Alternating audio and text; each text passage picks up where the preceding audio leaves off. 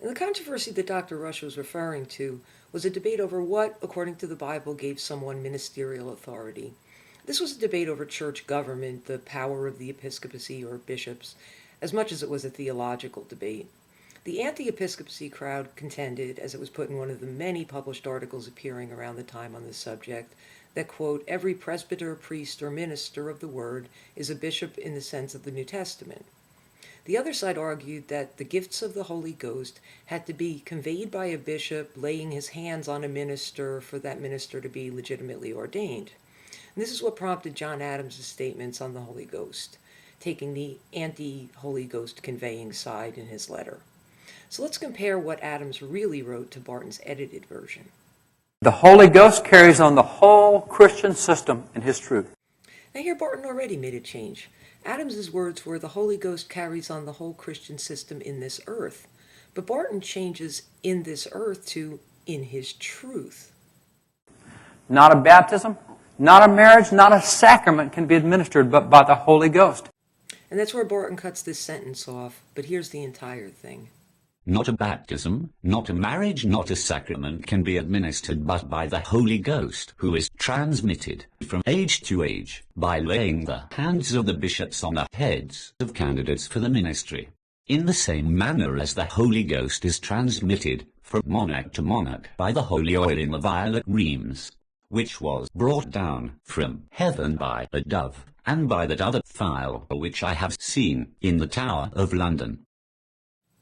And after skipping that, the next sentence Barton uses is, There is no authority, civil or religious. There can be no legitimate government but what is administered by the Holy Ghost. Now Barton makes a very subtle change here. Only a single word, but by changing just that one word, this Holy Ghost, to the Holy Ghost, he completely changes the tone of Adams's statement. What was really a sarcastic statement from Adams about monarchy-ruled governments not being legitimate without the power of this Holy Ghost being conveyed on their monarchs, into a statement that makes Adams appear to have actually believed that the Holy Ghost was necessary for governments, including, of course, the government of the United States, to be legitimate. Barton then concludes his edited version. There can be no salvation without it. All without is rebellion and perdition, or, in more orthodox words, damnation. And that's where Barton stops, right before Adams got to his point that he thought this whole power of the Holy Ghost thing was just a big deception that millions of people had been duped by. Adams was a Unitarian, a denomination that rejected the whole Trinity concept, so he would never, of course, have extolled the power of the Holy Ghost as Barton's editing makes it appear he did. But Barton knows his audience isn't going to know this. And this was Adams's next sentence. Although this is all artifice and cunning in the secret original in the heart, yet they all believe it so sincerely that they would lay down their lives under the axe or the fiery faggot for it. Alas, the poor, weak, ignorant dupe, human nature. And by the way, for anyone observant enough to notice that Barton is wearing a different shirt in the video of his presentation than he was in the video of our conversation, it's because he gave his presentation twice that weekend at the same church. Once on the Saturday night when I was there, and then again on the Sunday morning. The video of the presentation that I'm using here is from the church's live podcast on the Sunday morning, which I captured as much of as I could with my somewhat limited technical skills. But the Sunday presentation was exactly the same as the one that I saw on Saturday. Now, there were a lot more lies and misrepresentations in Barton's presentation, and I'll get to some of those in a few minutes. But first I want to get back to his radio show, and some lies from that about Thomas Jefferson and the University of Virginia that he used in his build-up to trying to discredit my book.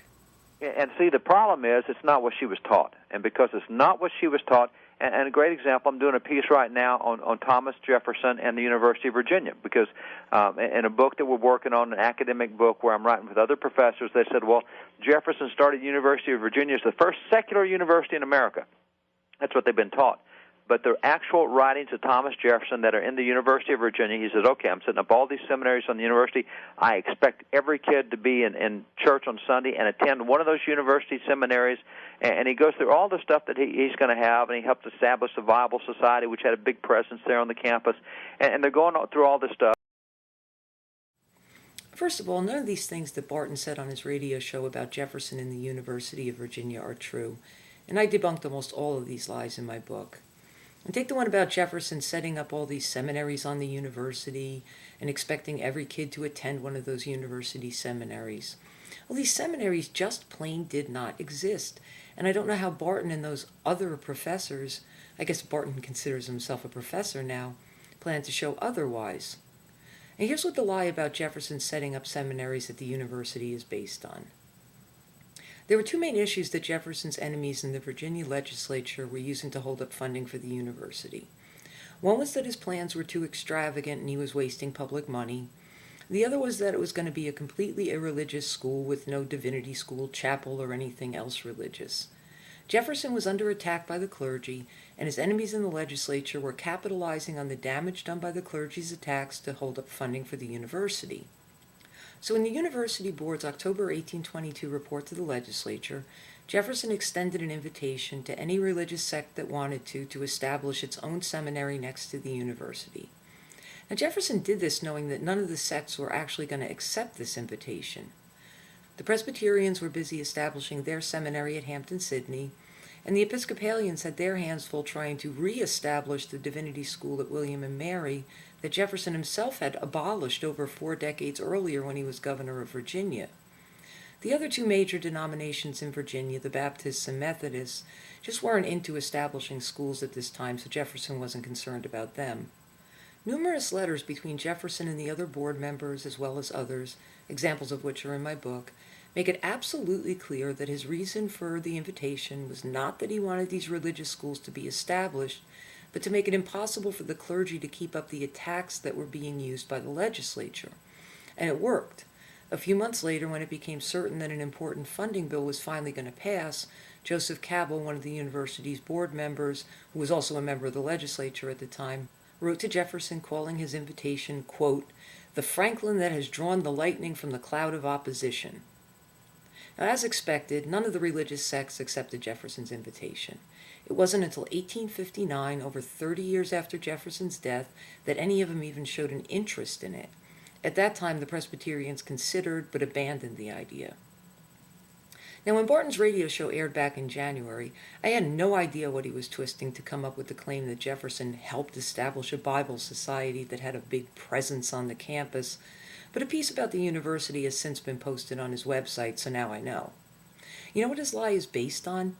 A $50 donation made to a Bible society that had absolutely nothing to do with the University of Virginia, a donation that was made well over a decade before the university even opened. In 1813, Jefferson received a letter asking for a donation because there were poor people in Virginia who wanted Bibles but couldn't afford them.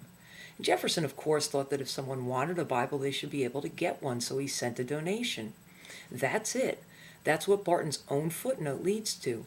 But he knows his audience isn't going to notice that the document he cites to support his claim about something that didn't happen until 1825 is a report from 1814 and think, well, that doesn't make any sense, so he gets away with it. But like I said, all this stuff about Thomas Jefferson and the University of Virginia was just Barton's build-up to get to something specific in my book.